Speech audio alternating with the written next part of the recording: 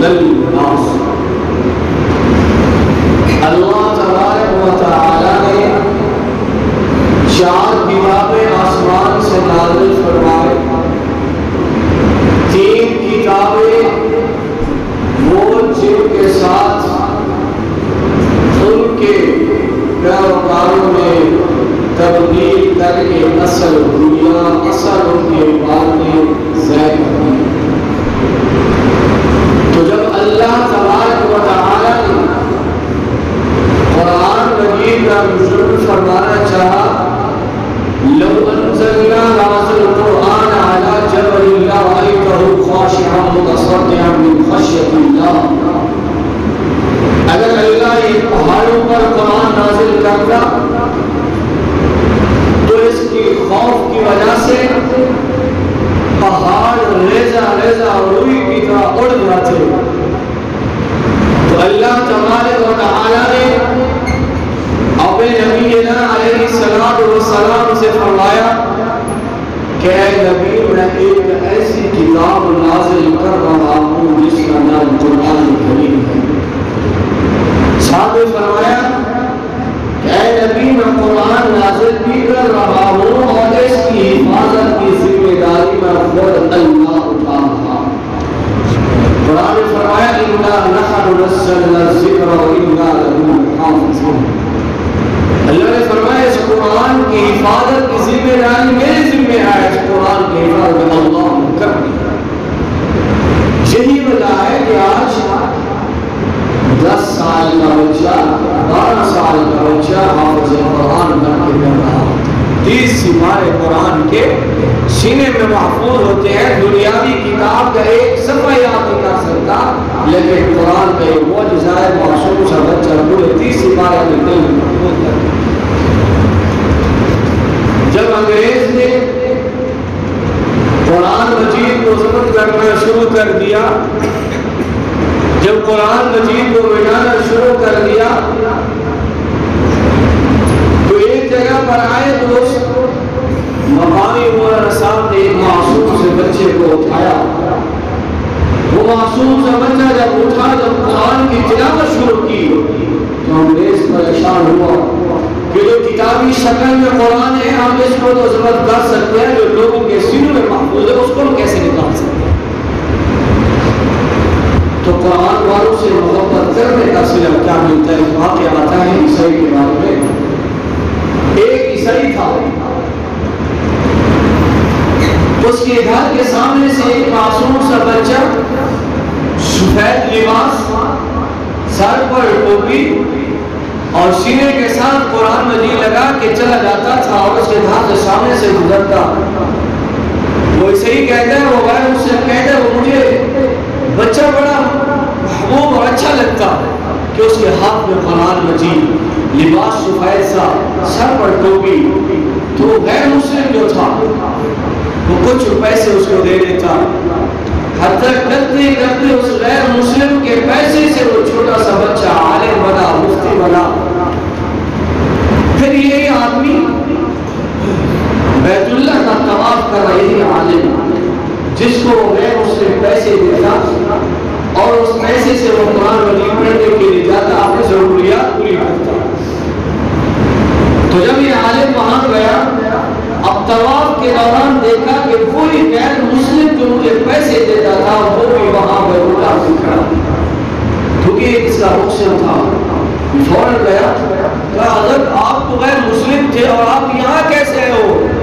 تو صاحب نے کہا بیٹا، جس دن سے میں نے تجھے پیاس کی نگاہ سے دیکھا، میں نے جس دن سے تجھے محبت کی نگاہ سے دیکھا، تیری محبت کرنے کی وجہ سے اللہ نے مجھے اسلام سے سرفراز کیا، اللہ نے مجھے کلموں کی دولت سے میرا بال فرمان دیا۔ یہ قرآن اور مجھے محبت کا صلہ ہے۔ جو غیر مسلم مسلمان ہو گئے، اگر مسلمان محبت کریں گے تو اللہ ان کو کتنا مقام چاہیے۔ اسی لیے اللہ تبارک و تعالی نے قرآن میں فرمایا اقرأ وارتقِ ورتل كما كنت ترتل في الدنيا، اے حافظ قرآن، جس طرح تو دنیا میں قرآن پڑھتا تھا، رمضان المبارک کا وعدہ ہوتا اور تو آگے کھڑا ہو کے اپنے مقتدی کو قرآن سناتا، آج حافظ قرآن اسی طرح قرآن پڑھتا جا، اپنے مقام پر چڑھتا جا، जन्नत में वहाँ तेरा मकाम है। कितनी ऊंची शान है आपने कुरान की। आज हमारे मुफ्ती कहते हैं जी जल्दी करें, तरावी में देर हो रही थी, घंटा सवा घंटा थक जाना।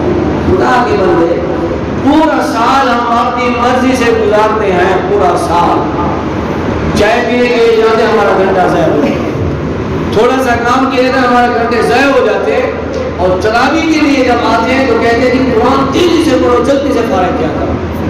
खुदा के बंदो अल्लाह की कलाम है, कुरान मजीद को यूं मजाक न समझो, कुरान की कदर सहाबा से पूछो, कुरान की कदर औलिया अल्लाह से पूछो। वो सहाबा जो इस कुरान की अज़मत के लिए अपने माँ बाप कुर्बान करके ये कुरान हम तक पहुँचे, उनसे जाके पूरे कुरान की शान मंजूर क्या है। मेरे भाई दोस्तों, आज हमें दुनिया की मोहब्बत, मालो दौलत की मोहब्बत हमारे दिलों में है। मेरे महबूब ने फरमाया ये हाफिज़ कुरान के माँ बाप को कल क़यामत के लिए सोने का ताज पाया जाएगा। उल्बिस वालिदाहु ताजन यौमल क़यामह, इनके सर पर सोने का ताज होगा।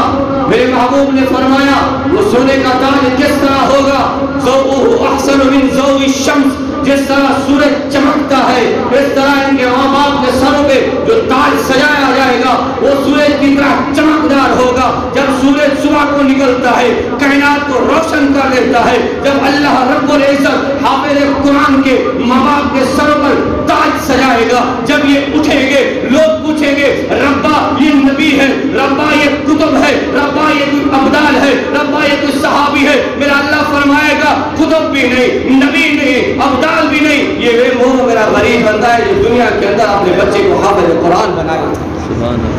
क्या बनाया था? हाफिज़ कुरान बनाया था। ये वो गरीब इंसान है जो सर्दी के मौसम के अंदर खेतों को पानी लगाकर चंद पैसे बच्चे को देकर हाफिज़ कुरान बनाया था। ये वो गरीब इंसान है दुनिया के अंदर तुम लोग जब देखते अपना चेहरा छुपाते कहीं मैं इसको सलाम न करना पड़ जाए, आज अल्लाह ने ये मकाम इसको इसलिए दिया, इसलिए अपने बच्चे को अपने कुरान हाफिज़ बनाया। ये एजाज़ किसकी वजह से मिला? कुरान की वजह से मिला। इतनी बात नहीं, जब मैदान महशर सजाया होगा, नफ्सी नफ्सी का आलम होगा, अब ये हाफिज़ कुरान खुद भी जन्नत में जा रहा होगा, अपने माँ बाप को भी जन्नत में लेके जा रहा होगा। अब देखेगा कि मेरे रिश्तेदार जो जहन्नम, मेरे महबूब ने फरमाया वजबत लहुमुन नार, सुनो मुसलमानों वजबत लहुमुन नार, अब वहाँ उनके लिए जहन्नम वाजिब हो चुकी होगी।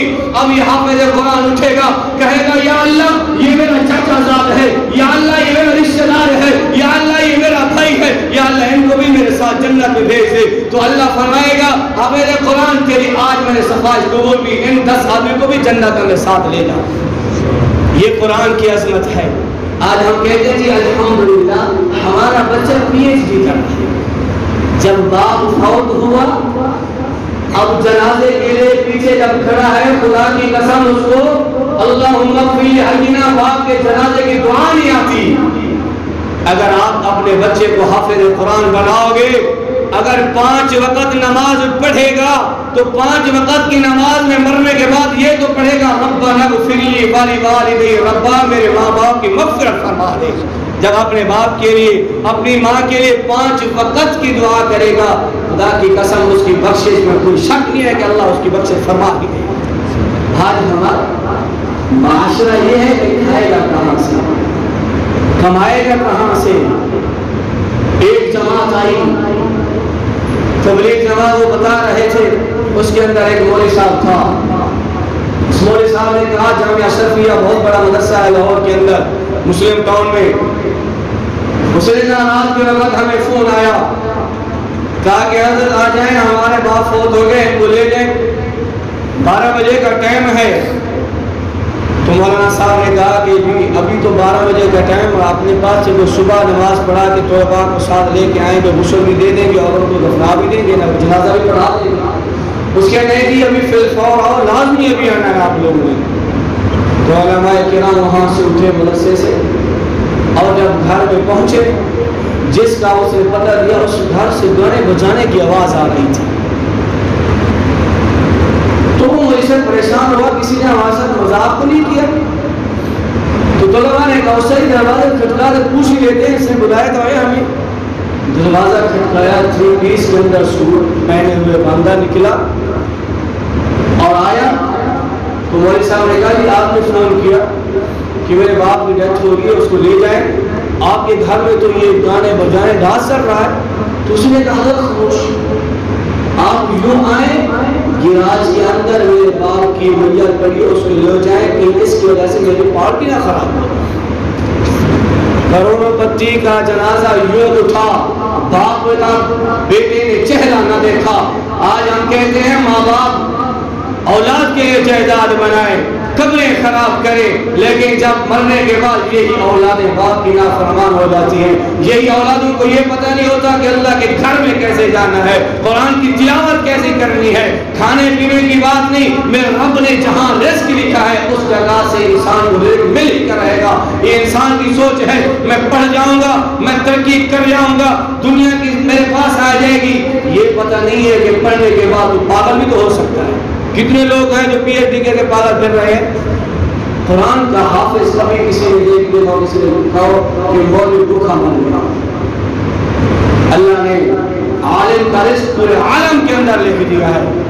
آج ہمارے دلوں سے قرآن کی محبت یوں اٹھ گئے کہ قرآن پڑھنے کا ٹائم نہیں، اخبار پڑھنے کا ٹائم ہے نا ہمارے پاس، ٹی وی دیکھنے کا، کرونا کی سارے لہریں دیکھنے کا ٹائم ہے نا ہمارے پاس، قرآن پڑھنے کا ٹائم نہیں ہے نا۔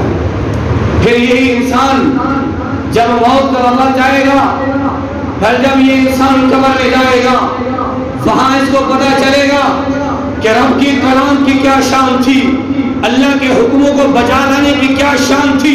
کاش یہ پھر وہاں کہتا ربا آپ مجھے زندگی دے، میں دنیا میں جاؤں گا، ربا ایک لمحہ بھی تیری نافرمانی نہیں کروں گا۔ اللہ فرمائے گا انسان وہ زندگی تھی تو اس وقت کر کیا تھا، ابھی تیرے پاس اس طرح کا کوئی چانس نہیں دوبارہ واپس جانے کا۔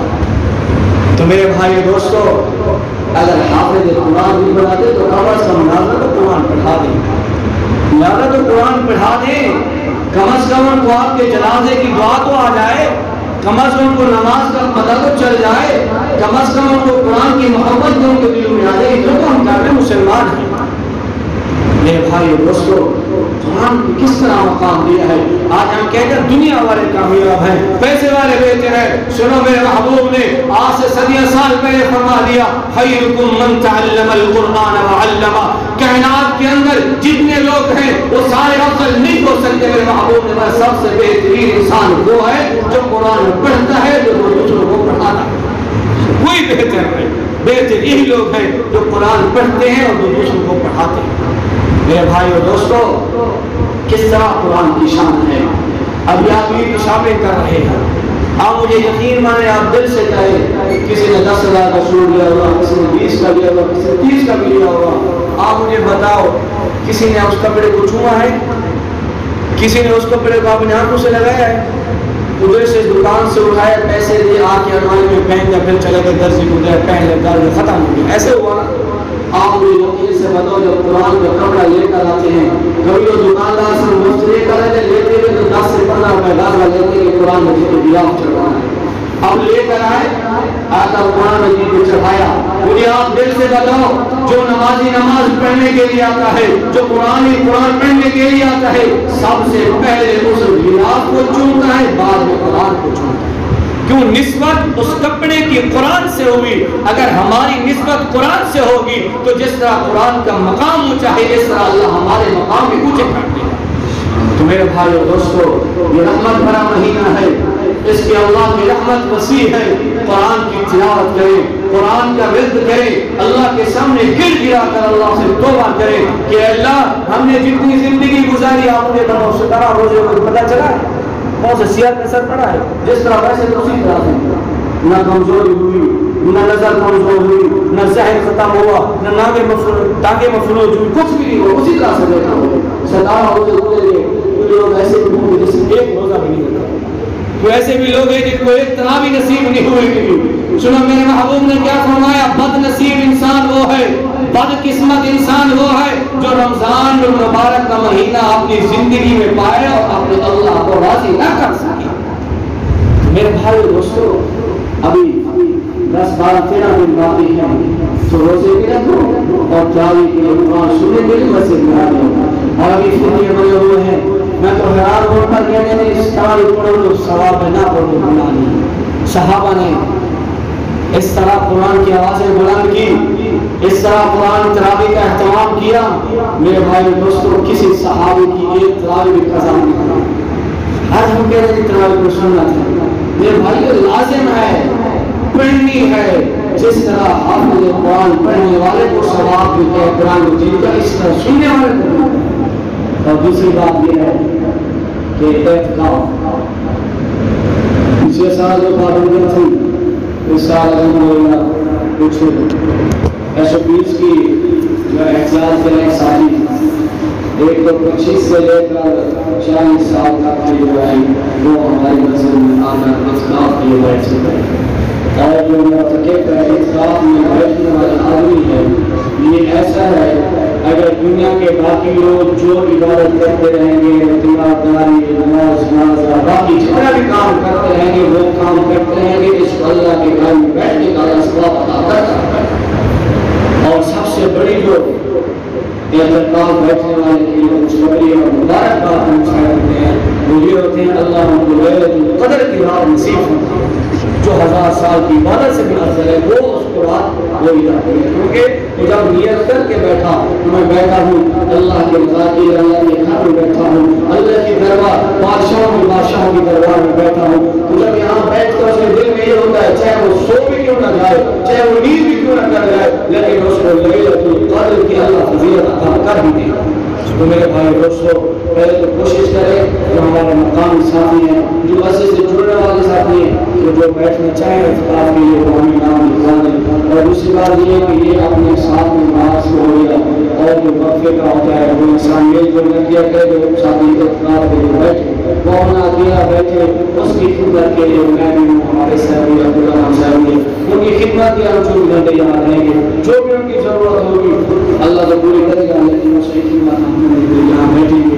ان کو بھی مسائل ہوں گے، ان کو بھی ضرورت ہوگی افطاری کی ہوگی، سحری کی ہوگی، تو انشاءاللہ تعالیٰ ہم جتنا ہو سکے ان کے لیے کام بھی کریں گے، ہم ان کی خدمت بھی کریں گے. تو کوشش یہ کریں 25 سے لے کر 40 سال تک ہم لوگ ہیں وہ ہمارے گھر سے ملا کر بیٹھ سکتے ہیں. اور جو ہے کال اور پشو کا دن ہے وہ ساتھ ہی اپنے نام لکھوا دیں گے. پھر انشاءاللہ تعالیٰ اللہ تبارک و تعالیٰ سے دعا ہے اللہ ان ساتھیوں کا احترام میں بیٹھنا قبول فرمائے اور ان کی خدمت کرنا اللہ تعالیٰ قبول فرمائے.